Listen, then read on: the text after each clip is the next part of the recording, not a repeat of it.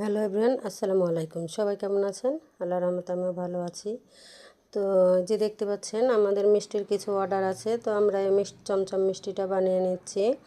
তো এসব মিষ্টি অনেক বিয়ে বাড়ি, মুসলমানি, তারপরে আপনার বিভিন্ন জায়গায় সেল করা হয়। যার যখন যে অনুষ্ঠানটা হয় তখন এই মিষ্টিটা সেল করা হয়। আর আমাদের এখানকার প্রত্যেকটা মিষ্টি খুব সুস্বাদু, খুব সুন্দর।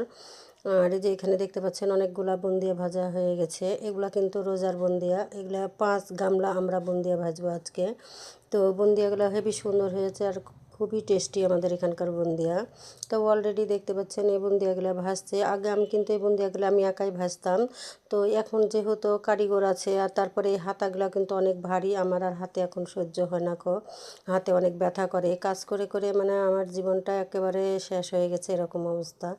তো যেহেতু কারিগর আমরা এখন, আগে নিজে খেটেছি করেছি, আর এখন কারিগরেরা করে, আর তাদের পাশাপাশি আমি যে রান্না করতে এসেছি, তো তাদের জন্য দুপুরে একটু রান্না করব।